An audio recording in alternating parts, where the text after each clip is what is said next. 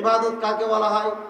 কুল্লু ইসমিন জামিইন মা ইউহিব্বুহুল্লাহু ওয়া ইয়ারদাহু মিনাল আকওয়ালি ওয়াল আফআলি আয-যাহিরাতি ওয়াল বাতিনা। প্রত্যেকটি কথা এবং কাজ, যেই কাজ আল্লাহ পছন্দ করেন, ওই কথা ওই কাজ হচ্ছে ইবাদত। ইমাম বুখারী রাহিমাহুল্লাহ কিতাবুল ঈমানে প্রথম ঈমানের সংজ্ঞা বলেছেন, আল ঈমান কাউলুন ওয়া আমালুন ইয়াজিদু ওয়া ইয়ানকুস, ইয়াজিদু বিত-তাআহ ওয়া ইয়ানকুস বিল মা'সিয়াহ। ইমাম বুখারী রাহিমাহুল্লাহ বলেন, ঈমান হচ্ছে কথা এবং কাজ। ভালো করে শোনেন, আপনি যে কথা বলছেন, আপনি যে কাজ করছেন, এটা ঈমানের অন্তর্ভুক্ত। ঈমান মানে কি করা? বলেন না। ঈমান মানে স্বীকৃতি দেওয়া। ঈমান মানে বিশ্বাস করা নয়, ঈমান মানে স্বীকৃতি দেওয়া। আর কুফর মানে অস্বীকার করা। এটা হচ্ছে স্বীকার করা আর এটা অস্বীকার করা। আবু লাহাব দেখছে লা ইলাহা ইল্লাল্লাহ, এটা যদি আমি মেনে নিই তাহলে 360টা যে মূর্তি আছে, এই বাতিল মাবুদ আছে, সব ডিলিট হয়ে যাবে। ভাইয়ের আমার, আজকে আহলে হাদিস উলামায়ে কেরাম যখন আমরা দাওয়াত দিচ্ছি কালিমার, তখন বিশাল একটা মুসলমানের দল আমাদের বিপক্ষে দাঁড়িয়ে বলছে এরা আহলে হাদিস নয়, এরা আহলে খবিস, এরা আহলে হাদিস নয়, এরা লা মাযহাবী, এরা গায়রে মুকাল্লিদ, এরা ওয়াহাবী। কটা নাম হলো? বিস্তারিত আলোচনা করার সময় নাই। ভাইয়ের আমার, এই গালি দিয়ে মানুষকে আমাদের থেকে দূরে সরানোর একটাই কারণ, আমাদের বক্তব্য যদি মানুষ শুনে তাহলে পারে এই বাবাদের খানকা ভেঙে খান খান করে দিবে। এই বাবাদের খানকা থাকবে না, কবর ভিত্তিক পূজা আর দুনিয়া উপার্জন থাকবে না। কিশোরগঞ্জের পাগলা পীরের বাজারে 4 কোটি, এক সংবাদে দেখলাম 8 কোটি টাকা বাক্স খোলার সাথে সাথে বের হয়েছে। এই বিশাল অঙ্কের দুনিয়া কামানোর যে রাস্তা, এটা বন্ধ হয়ে যাবে, যার কারণে পুরো শক্তি দিয়ে তারা আহলে হাদিসকে ঠেকানোর জন্য চেষ্টা চালিয়ে যাচ্ছে। ভাইয়ের আবার, আমি যখন দেওবন্দে লেখাপড়া করি, ওই সময় আমাদেরকে একটা আকীদার বই পড়ানো হয়েছিল, আকিদাতুন নাসাফিয়া। আকিদাতুন নাসাফিয়ার মধ্যে আছে ঈমান বাড়ে না কমে না, ঈমান লা ইয়াজিদু ওয়া লা ইয়ানকুস, ঈমান বাড়ে না কমে না। সুতরাং আপনি যদি চুরি করেন তাহলে ঈমানের সমস্যা হবে না। অথচ হাদিস বলছে হিনামা ইয়াসরুকুস সারিকু ইয়াখরুজু মিনাল ঈমান, যখন সে চোর যখন চুরি করে তখন তার ঈমান থাকে না। জেনাকারী যখন জেনা করে তখন তার ঈমান থাকে না। অথচ আমাদের কওমি মাদ্রাসায়, দেওবন্দি মাদ্রাসায় এই বই পড়ানো হয়, ঈমান বাড়ে না কমে না।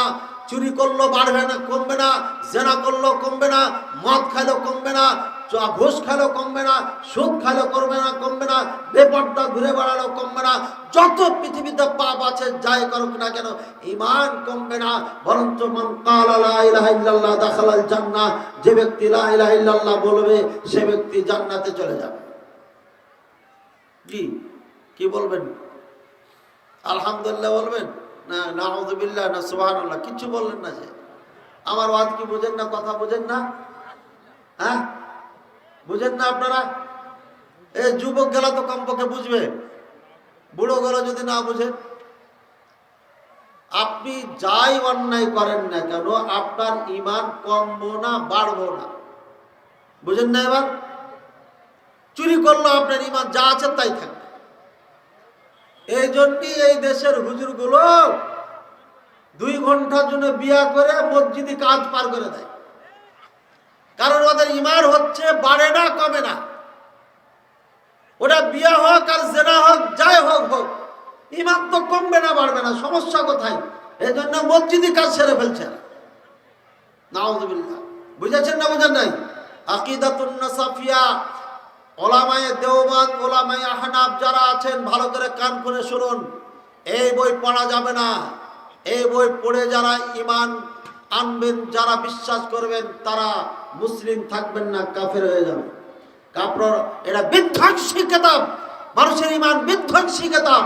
এই কিতাব পড়ে বিশ্বাস ধারণ করলে পারে ইমান থাকবে না, সরাসরি কোরআন সুন্নাহর সাথে সাংঘর্ষিক। অথচ আল্লাহ তাআলা কি বলেছেন? ওয়াইদা তুলিয়াত আলাইহিম আয়াতুহু যাদাতুহুম ঈমানা। আর যখন তাদের সম্মুখে কোরআন তেলাওয়াত করা হয় তখন তাদের ঈমান বেড়ে যায়। আল্লাহ বলছেন ঈমান বাড়ে, আর ওরা বলছে ঈমান বাড়ে না। আর জানি জিনা করে যখন, তখন তার ঈমান থাকে না। আল্লাহ রাসূল সাল্লাল্লাহু আলাইহি ওয়াসাল্লাম বলছেন, আর আমাদের দেশের হুজুর বলছে ঈমান বাড়ে না, কমে না। এটা আসলো থেকে, এটা কুফার থেকে এসেছে, ইরাক থেকে এসেছে, ইরান থেকে এসেছে। কুফার একদল মানুষ ছিল, মুসলমান দাবি করত, তাদের নাম হচ্ছে মুরজিয়া। তারা বলে লা ইলাহা ইল্লাল্লাহ কেউ যদি বিশ্বাস করে নাই, পাঠ করে নাই, তাহলে পারে আর ঈমান কমবো না, বাড়বো না, ও জান্নাতে যাবি যাবি। ভাইয়ের আমার, এই নরসিংদীনা কোথায় বাড়ি ভাইয়ের, আমার ডেট নিয়ে রেখেছে জানুয়ারির 4 তারিখে। আমাকে ফোন দিয়া বললেন, হুজুর আমাদের এলাকায় একটা বড় মাহফিল হলো, সেখানে বলছে ঈমান বাড়ে না, কমে না, লা ইলাহা ইল্লাল্লাহ যে পড়েছে সে জান্নাতে চলে যাবে। বলেন নাউযুবিল্লাহ। আজকে আপনাকে বুঝে যাচ্ছি লা ইলাহা ইল্লাল্লাহ পড়ে জান্নাতে যাওয়া যাবে না। লা ইলাহা ইল্লাল্লাহ পড়ে শুধু জান্নাতে যাওয়া যাবে না। ঠাকুরগাঁর মানুষ ভালো করে বক্তব্যটা কানে শুনবেন আর মাথায় অন্তরে গেড়ে নিয়ে যাবেন, এটা যেন বের না হয়। বের হলেই পারে আপনার কালিমা বের হয়ে যাবে। ঈমান ভঙ্গ হয়ে যায় কয় কারণে? 10টি কারণে ঈমান থাকে না, ভেঙে যায়। এ মর্মে আমার বই আছে, ইসলামী সহিহ আকীদা ও মদিনার 66 বইটা নিয়ে যাবেন। ক্যাম্পাসের জন্য বলছি না, অনেক মাহফিলে বলতে ভুলি যাই, কথায় কথায় মনে আসলো, স্টেজে নিয়ে আসা হবে। বইটা 1 কপি হলে নিয়ে যাবেন। ছোট ছোট বাচ্চাদের জন্য প্রশ্ন উত্তর 91টা আছে আল্লাহ সম্পর্কে, রাসূলুল্লাহ সাল্লাল্লাহু আলাইহি ওয়াসাল্লাম সম্পর্কে।